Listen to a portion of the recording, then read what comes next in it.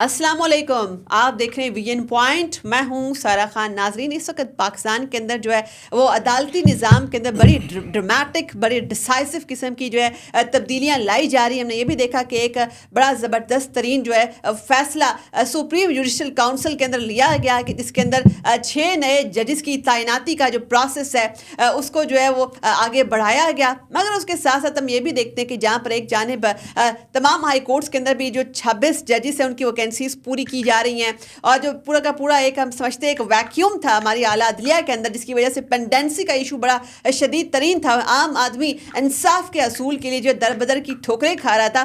जब इन मामलात को हल करने की कोशिश की गई तो कुछ अवामिल ने इसको मुतनाज़ा बनाने की भी कोशिश की। जैसे हमने देखा कि सुप्रीम जुडिशल काउंसिल का जो इजलास हो रहा था 6 नए जजेस की तैनाती के हवाले से, उसके अंदर भी 4 जो उसके मेंबरान थे 4 उन्होंने उसका बायकॉट किया, इसको सबोताज करने की कोशिश की। हालांकि ये जो तमाम की तमाम एलिवेशंस हो रही हैं, आप देखिए कि कितने सीनियर तरीन जो आला अदलिया के अफराद हैं, जैसे कि आप देखते हैं कि पेशावर हाई कोर्ट के चीफ जस्टिस हो गए, बलूचिस्तान हाई कोर्ट के चीफ जस्टिस हो गए, इस्लामाबाद हाई कोर्ट के चीफ जस्टिस हो गए। ये तमाम बड़े सीनियर तरीन आला अदलिया के जो है बड़े प्रेस्टिजियस अरकान हैं। इनकी तैनातियाँ होने में कौन सी ऐसी बात है कि जो गैर आइनी है, जिसकी वजह से वकला का एक धड़ा सरापा एहतजाज है। 2 के बार कौंसल्स ने ये हड़ताल भी जो है इसको मुस्तरद कर दिया है। तो मगर फिर भी कौन से ऐसे अवामिल हैं जो नहीं चाहते कि तमाम तब्दीलियाँ आला अदलिया के अंदर हों।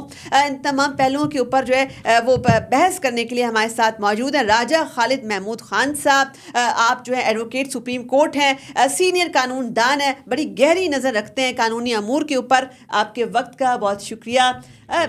राजा साहब, क्या आप समझते हैं कि इस वक्त 6 नए जजेस की तैनाती सुप्रीम कोर्ट के अंदर की गई है, मगर उसके साथ हमने ये भी देखा कि जिस इजलास के अंदर ये फैसला हो रहा था उस इजलास के अंदर 4 अरकान ने वॉकआउट किया, बाइकआउट किया, इसको सबोताज करने की कोशिश की। क्या वहाँ पर कोई गैर आइनी काम हो रहा था? बिस्मिल्लाहिर्रहमानिर्रहीम। सारा मसला ये है कि मैं इससे पहले भी बहुत सारे चैनल्स पे अपने ख्यालात का इज़हार कर चुका हूँ। आई फेल टू अंडरस्टैंड कि कौन सा अनकॉन्स्टिट्यूशनल काम हो रहा था, कौन सा अल्ट्रा कॉन्स्टिट्यूशनल काम हो रहा था, कौन सा गैर कानूनी काम कर रहा था जुडिशल कमीशन, जिसकी वजह से स्ट्राइक भी की गई और वहाँ से वॉकआउट भी हुआ, बाइकाट भी किया गया इजलास का। अब देखिए, बड़ी आसान सी बात है कि ये आर्टिकल 175 और 177 है कॉन्स्टिट्यूशन ऑफ पाकिस्तान का, 175A और 177 ये कहता है कि किसी भी हाई कोर्ट का जज, यानी जो क्वालिफ़िकेशन है, जो एलिजिबिलिटी है, वो ये है कि कोई भी हाई कोर्ट का जज जो जिसकी वहाँ पे स्टैंडिंग या जिसकी एज अ जज सर्विस 5 साल हो गई हो, he is eligible to be promoted, to be elevated in the supreme court of Pakistan. वो क्वालिफाई करता है। या फिर अगर आप वकला से लेते हैं तो 15 साल हाई कोर्ट की प्रैक्टिस मैंडेटरी है कि अगर किसी वकील की 15 साल की प्रैक्टिस हाई कोर्ट की, और साथ अभी जो 26वीं तरमीम आई तो उसमें साथ ये भी लिख दिया गया कि वो सुप्रीम कोर्ट का वकील भी हो, सिर्फ हाई कोर्ट का नहीं, उसे लाजमन है कि सुप्रीम कोर्ट का वकील भी होना चाहिए। तो वो भी एलिजिबल है to be elevated as the जज of supreme court of Pakistan, qualify करता है। तो ये सारी चीज़ें फुलफ़िल कर रहे थे ये सारे जजेस। सीनियर तरीन चीफ जस्टिस थे। इस्लामाबाद हाई कोर्ट के चीफ जस्टिस की मिसाल ले लें, वो पाकिस्तान में इस वक्त सीनियर तरीन चीफ जस्टिस थे किसी भी प्रोविंस के। चूँकि जो इस्लामाबाद है वो प्रोविंस नहीं है लेकिन एक कैपिटल टेरिटरी है, और मैं तो उससे कहता हूँ कि ये इस्लामाबाद हाई कोर्ट नहीं बल्कि ये फेडरल हाई कोर्ट है। उसके जो चीफ जस्टिस थे जनाब आमिर फ़ारूक साहब, वो सीनियर तरीन थे चीफ जस्टिस साहिबान में, और बड़े कॉम्पिटेंट हैं माशाल्लाह, बड़े ब्रिलियंट हैं। और आप ये याद रखिए कि एज आ चीफ जस्टिस यानी एडमिनिस्ट्रेटिव वर्क बहुत ज़्यादा होता है। चीफ जस्टिस पे बड़ा बोझ होता है माताहत अदलिया का, उनके सारे मुलाजमीन की, उनके जितने जजेस हैं, उनकी जितने मामला, सारी फाइल्स को देखना, उनके प्रमोशंस को देखना, यानी उन्हें उनके रेगुलराइज करना उनके मामलात को, ये सारा चीफ जस्टिस देखता है इन चीज़ों को। तो इस एडमिनिस्ट्रेटिव वर्क के बावजूद सबसे ज़्यादा डिस्पोजल उनका होता था। यानी पिछले साल की भी अगर आप वहाँ से फहरिस्त उठा के देख लें जजेस की कि किसका कितना डिस्पोजल था, तो वो नंबर 1 पे हैं।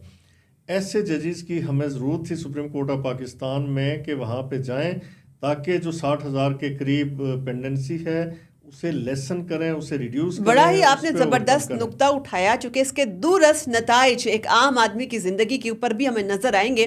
مگر یہاں پر سوال یہ ہے کہ اس وقت جیسے کہ ایک نقطہ نظر مارکیٹ میں یہ بھی موجود ہے کہ عدلیہ کی جو حیت ہے وہ تبدیل صرف اور صرف اس لیے کی جا رہی ہے کہ ایک مخصوص جماعت جو ہے اس کے جو عدالتی فیصلے، عدالتی معاملات جو پھنسے ہوئے ہیں، تاکہ ان کے اوپر اثر انداز ہوا جا سکے. اس نوشن کو کیسے ڈسپیل کریں گے آپ؟ دیکھیے، میں نہیں سمجھتا کہ کوئی مخصوص ججز کو وہاں پہ اپائنٹ کیا گیا. آپ دیکھیے کہ سوائے پنجاب کے، چونکہ پنجاب کی آلریڈی ریپرزنٹیشن ٹھیک ٹھاک ہے سپریم کورٹ میں، اسلام آباد ہائی کورٹ کے چیف جسٹس کو لیا گیا، کے پی کے ہائی کورٹ کے چیف جسٹس کو اور ایک اور جو سینئر جج ہیں انہیں لیا گیا سپریم کورٹ آف پاکستان میں. سندھ ہائی کورٹ کے چیف جسٹس کو لیا گیا، جو ہائی کورٹ ہے اپنا بلوچستان اس کے چیف جسٹس کو لیا گیا. تو کوئی ڈسکریمنیشن نہیں ہے، کسی مخصوص کو پک اینڈ چوز نہیں ہے، کسی خاص جج کو اٹھا کے جو کسی پارٹی کا لائک مائنڈڈ ہو وہاں پہ اسے سپریم کورٹ میں پلیس کیا گیا ہو without any sort of discrimination, without any pick and choose. ججز کو سپریم کورٹ میں ایلیویٹ کیا گیا بغیر کسی تفرق کے، بغیر کسی امتیاز کے. اچھا، اس میں ساتھ یہ بھی ایک نقطہ بڑا اہم ہے کہ کسی بھی جج کو جو ہے نہ تو ایگزیکٹو معزول کر سکتا ہے، نہ ہی اس کے عہدے سے برطرف کر سکتا ہے، جب تک کہ وہ ایک خاص جو ہے مس کنڈکٹ جو کہ آئین میں بڑا واضح طور پر درج ہے اس کا مرتکب نہ ہوا. اور اس کو بھی جو ہے ایک جو ہے انٹرنل پروسیس جو ہے وہ وہی جو ہے وہ سپریم جوڈیشل کاؤنسل ہی وہی اس کو ہینڈل کرے گی. اس کے باوجود اس اٹانومی کے ہوتے ہوئے بھی یہ والا تاثر جو ہے کیسے دیا جا سکتا ہے کہ 26ویں آئینی ترمیم کے بعد تمام کی تمام جو عدلیہ ہے اس کے فیصلے جو ہے وہ کہیں اور لکھے جائیں گے؟ دیکھیے، میں یہ سمجھتا ہوں کہ ٹوٹلی قوم کو مس لیڈ کرنے کی کوشش کی جا رہی ہے، مس گائیڈ کرنے کی کوشش کی جا رہی ہے. اور یہ آپ دیکھیے، میں بالکل ٹوٹلی سمجھنے سے قاصر ہوں کہ کیسے کہیں اور کسی جگہ پہ فیصلے لکھے جائیں گے یا جا رہے ہیں. اور ایگزیکٹو آپ بات کر رہی تھیں، ایگزیکٹو کسی جج کو ریموو نہیں کر سکتی. جج کے ریموول کا طریقہ کار وہ آرٹیکل 209 کے اندر ہے. سپریم جوڈیشل کونسل ایک ان کا احتسابی ادارہ ہے، وہی اسے معزول کر سکتا ہے. اب جو یہ کہا جاتا ہے کہ جی ان حیت تبدیل کر دی گئی، حیت کیا تبدیل ہوئی؟ آپ دیکھیے کہ جو اس وقت سینئر ترین جج ہیں، سینئر پیونی جج ہیں، وہ ہیں منصور علی شاہ صاحب. بڑے اچھے جج تھے، بہت اچھے ان کے فیصلے آتے رہے. As a chief justice Lahore high court انہوں نے بڑا اچھا کام کیا، یہاں بھی سپریم کورٹ میں بھی اچھے فیصلے کر رہے تھے. لیکن انفارچونیٹلی ایک فیصلہ ایسا ہوا، وہ ہے جو ریزرو سیٹس تھیں اس حوالے سے ری رائٹنگ آف کانسٹیٹیوشن والا، rewriting of the constitution, amending the constitution. اس طرح کا معاملہ کر کے آپ جب کانسٹیٹیوشن کو آپ لکھیں گے تو پھر یہ ہے کہ پارلیمنٹ بالکل اس کی ثانوی حیثیت رہ جاتی ہے. اور یہی جج صاحب ماضی میں کہہ چکے ہیں، 2024 کی ان کی اپنی ججمنٹ ہے، انہوں نے بڑی صراحت کے ساتھ انہوں نے اس بات کی وضاحت کی ہے کہ پارلیمنٹ جو ہے وہ 24 کروڑ عوام کی نمائندہ ہے. ججز پبلک کے نمائندہ نہیں ہوتے، لہٰذا یہ پارلیمنٹ کا پریروگیٹو ہے کہ وہ کسی طرح کی بھی قانون سازی کر سکتی ہے. اور اس سے پہلے جو فیصلے آتے رہے وہ یہی تھے کہ جو کانسٹیٹیوشن کے فاؤنڈیشنز ہیں، فنڈامنٹلز ہیں، انہیں نہیں چھیڑا جا سکتا. مثلا پاکستان کا نام تبدیل کرنا، یا اسلام کو کی جگہ کل وہ کہیں کہ ہمارا کوئی اور ریلیجن ہم اسے سیکولر پاکستان ڈکلیئر کرتے ہیں، وہ اس جو ڈیموکریٹک یعنی اسلامی جمہوریہ پاکستان جمہوریہ بھی نکال دیتے ہیں. اس طرح کی جو فنڈامنٹلز ہیں، فاؤنڈیشنز ہیں، یا فنڈامنٹل رائٹس کا جو چیپٹر ہے اسے ختم کر دیں. راجہ صاحب، یہ جو 26ویں آئینی ترمیم ہے، کیا اس نے آئین پاکستان کے فنڈامنٹلز کے ساتھ چھیڑ چھاڑ کی ہے کہ جس کی وجہ سے تمام منصور علی شاہ صاحب، منیب اختر صاحب یہ سب کہتے ہیں کہ نہیں جی فل کورٹ کا ڈسیزن آنے سے پہلے ہم کسی بھی قسم کی نئی تعیناتی کا پارٹ نہیں بنیں گے؟ دیکھیں، یہ قطعاً غلط بات ہے، میں اس سے اتفاق نہیں کرتا. کس فنڈامنٹل چیپٹر کو چھیڑا گیا، کس فاؤنڈیشن کو ٹچ کیا گیا، یہ کس آئین کے کس بیسک اور کس بیسز کو وہ ٹچ کیا گیا، یہ قطعاً کسی بنیاد کو انہوں نے نہیں چھیڑا. یہ جو ججز کی اپائنٹمنٹ کا طریقہ کار ہے یہ 18ویں ترمیم میں بھی آیا تھا.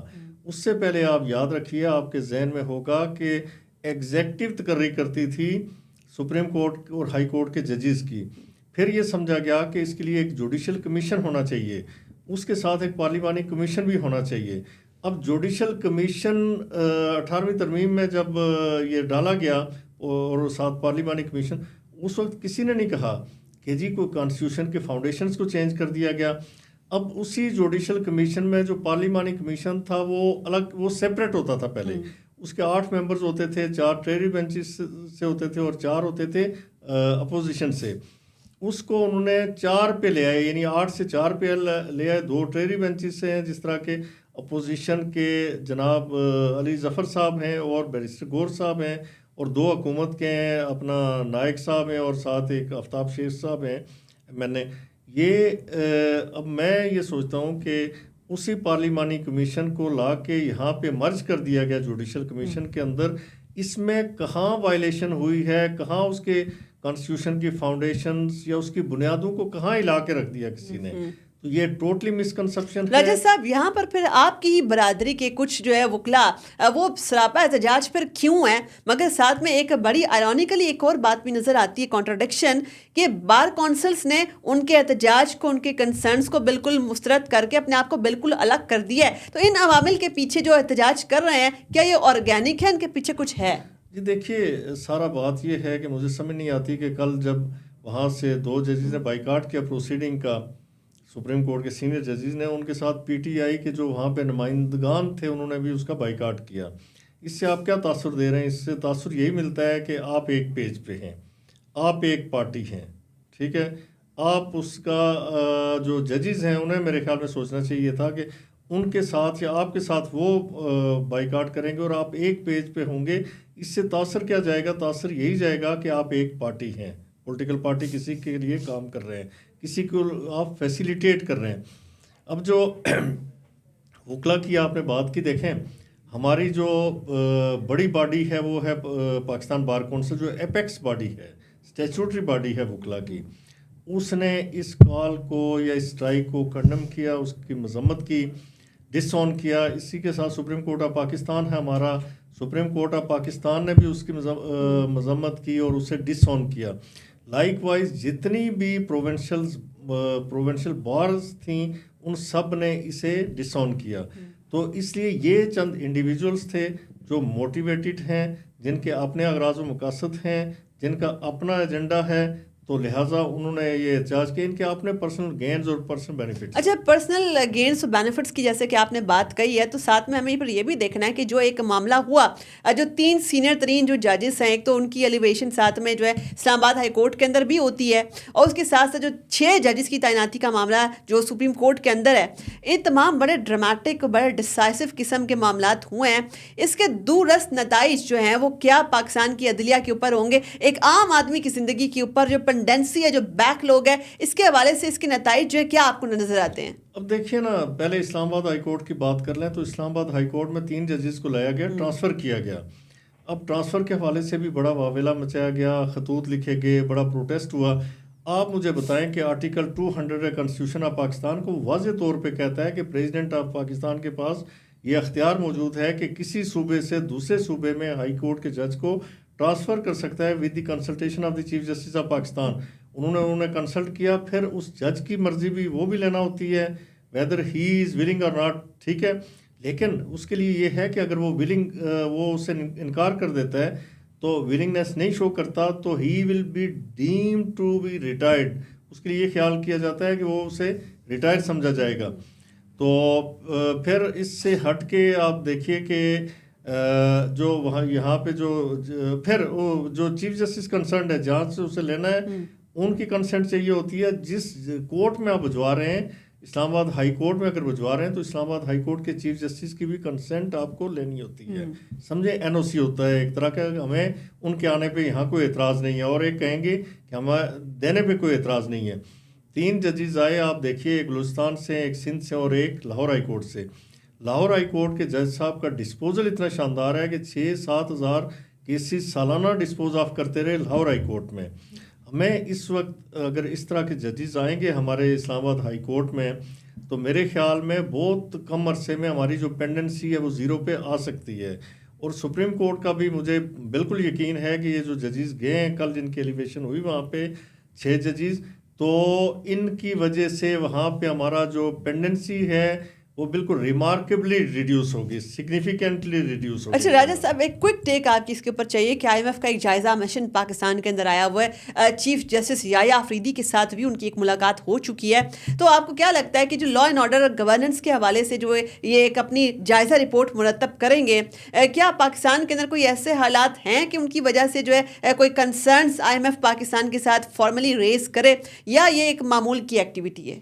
میں سمجھتا ہوں کہ بالکل معمول کی ایکٹیویٹی ہے۔ کنسرنس دیکھیں کہ پاکستان الحمدللہ ڈیفالٹ سے نکل آیا، ملک بہتری کی طرف ہے، جتنے بھی اشاریے ملتے ہیں اکانومی کے حوالے سے سارے پازیٹیو ہیں۔ ہمارا سٹاک ایکسچینج دیکھ لیں، آپ دیکھ لیں جو انفلیشن ریٹ تھا وہ خاصا کم آ گیا، سنگل ڈیجٹ میں آ گیا، وہ کسی وقت 42 تھا، 38 تھا، اور پھر آج وہ سنگل ڈیجٹ میں ہے۔ پھر اس سے ہٹ کے جو ہماری کرنسی ہے وہ سٹیبل ہے۔